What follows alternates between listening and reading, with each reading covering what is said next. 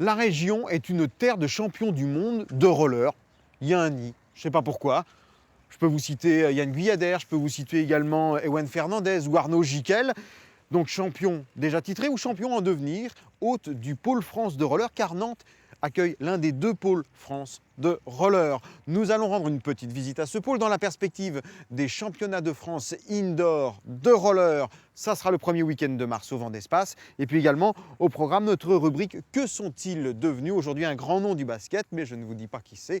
Je tease, j'attise, j'aguiche, bref, je vous invite à rester. En attendant, roll baby roll, roule. Un champion, 2 champions, une championne, du concentré de l'élite du roller. Normal, vous êtes au pôle France. Roller et étudiant, ou jeune travailleur, travailleuse comme Marine Lefebvre, mayonnaise d'origine. Moi j'ai arrêté mes études parce que en fait je veux faire fleuriste et je trouve pas d'école qui m'accepte pour faire mon projet professionnel et mon projet sportif. Donc pour l'instant je travaille à mi-temps et à côté je fais mon sport de haut niveau. Ça veut dire que ça sera une vie après l'autre? Voilà, pour le moment oui.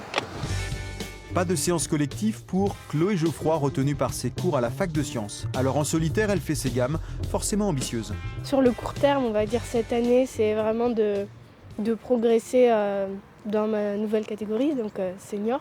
Et sur le long terme, de pouvoir amener des médailles d'or en championnat de France, des sélections en équipe de France pour les championnats d'Europe et du monde, et des médailles et des titres si possible.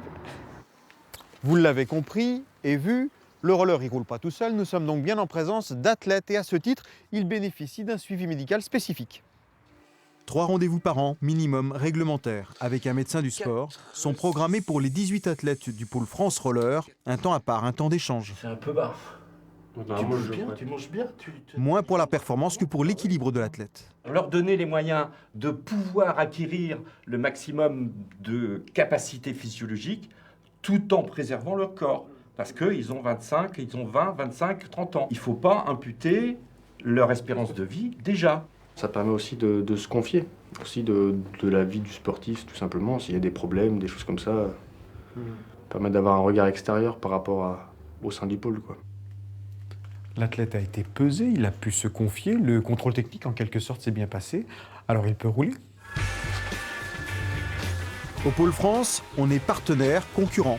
Bastien Lhomme et quelques autres vont en plus sauter dans le grand bain des compétitions seniors cette année, après plusieurs titres juniors. La première année, c'est quand même une année où on apprend beaucoup.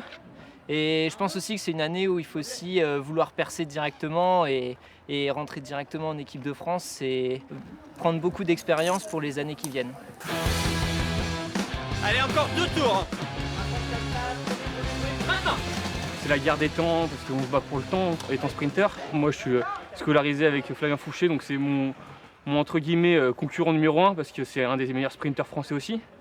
Et je vais à l'école avec lui, je mange avec lui, je fais des courses contre lui, et on s'entraîne ensemble. C'est ça qui fait aussi notre force, je pense.